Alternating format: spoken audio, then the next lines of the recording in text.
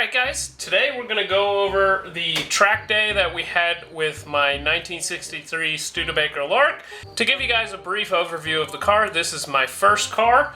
We swapped a L83 Gen 5 small block Chevy into the car.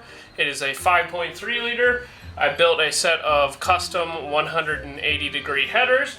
It has an LT2 cam in it, an LT2 intake, and otherwise it is fairly stock. Now the last time that you saw this, you saw that we installed a hydraulic clutch controller, and today we are going to be heavily going over the control of that. Now this clutch controller consists of basically two adjustments, and one is this little knob right here. Basically you turn that thing in and out and it adjusts how hard the clutch hits. And then you have a timer in your ECU, which will control how long that hit holds, and then it releases the clutch. So basically how that system works is you let off of the clutch pedal, and it will let off the clutch a certain amount, and hold it with the use of a solenoid, and then the ECU will control the release of that solenoid, and let the clutch the rest of the way out. It's a pretty simple system, but as you'll see in the video, it can be pretty powerful in how the car launches, and we pretty much have eliminated our wheel hop issues on the car, at least at the initial launch.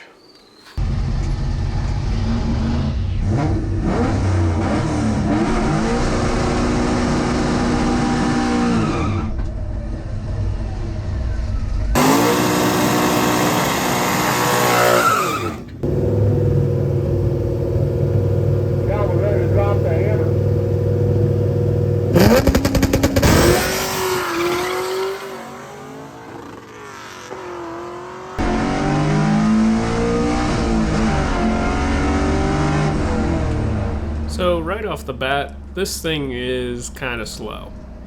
I was really hoping that this thing would be a lot quicker than what it is, but well, it just seems like the engine's not making the power I was quite expecting out of it. Also, it seemed like we were slipping the clutch quite a bit off of the line, so for the next pass we decided to throw a few more turns into the clutch tamer. Now I should mention that more turns on the clutch tamer means that the clutch will have a tighter initial hit, or it will try to slip the clutch less.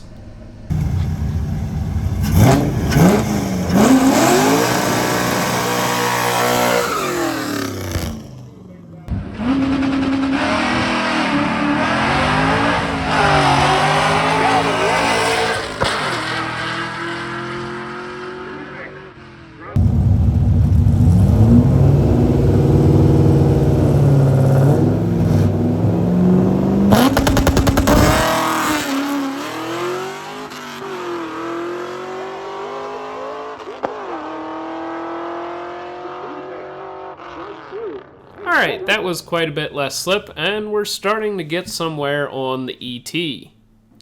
Dad recommended that we make some suspension adjustment to try to make the transition from the clutch tamer to the fully released clutch a little less harsh, so that's what we did next.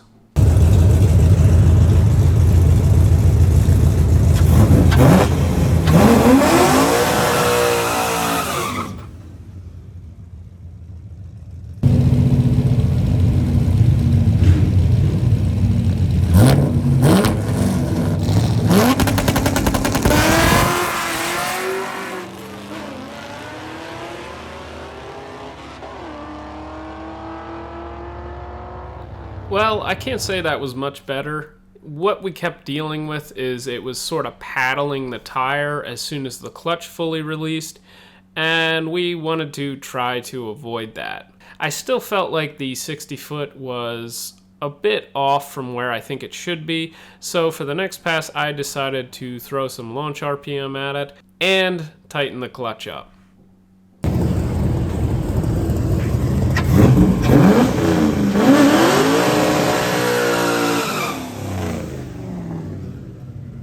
Here's Calvin with Nivlac 57.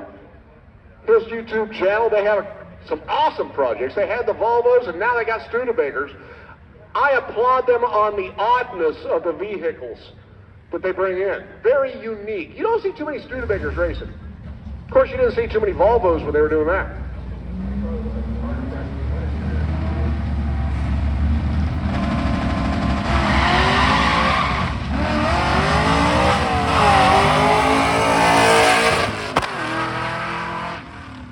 Studebaker's racing. Of course, you didn't see too many Volvos when they were doing that.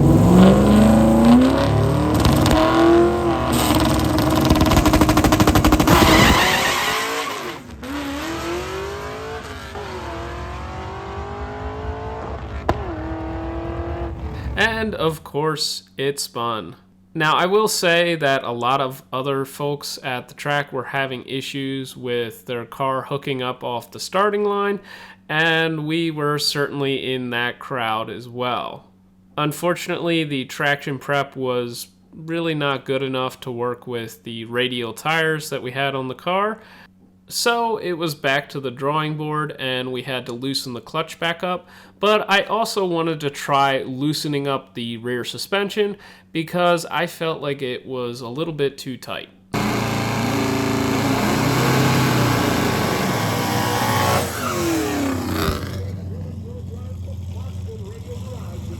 Dad and Andrew have been working tirelessly on this car, trying to get a handle on it. It's a brand new combination.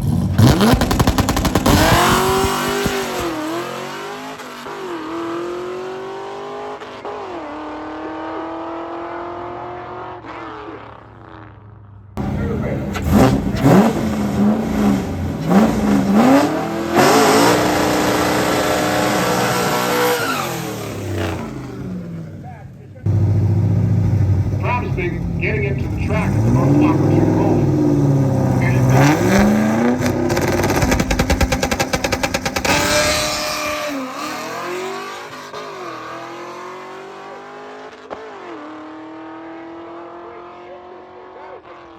I definitely think our suspension adjustments made an improvement to how the car launched, and we gradually got more and more aggressive with how tight the clutch was on the launch.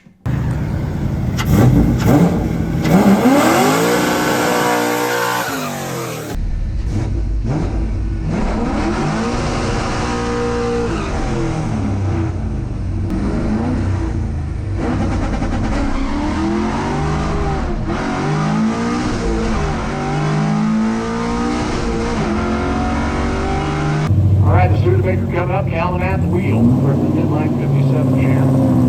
And came up here first.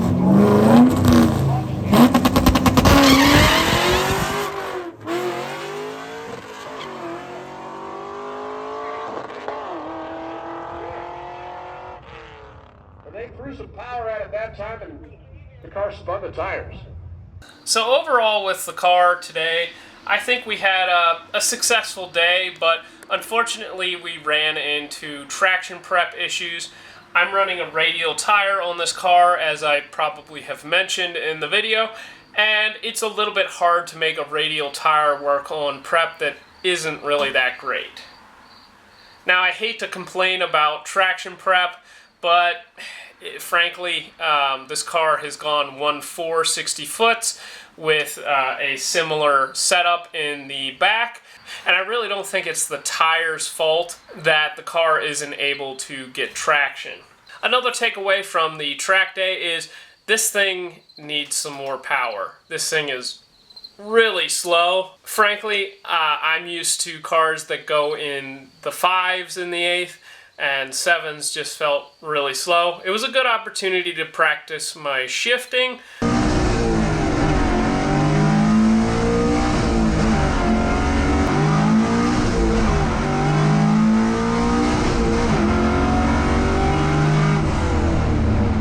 But I think we're going to have to do something about this thing to get it to perform a little bit stronger, just so I'm not so bored behind the wheel. So we're going to have future videos where we continue to tune and dial in this car, so make sure you stay tuned for that. Make sure that you like, comment, and subscribe, and we'll see you in the next one.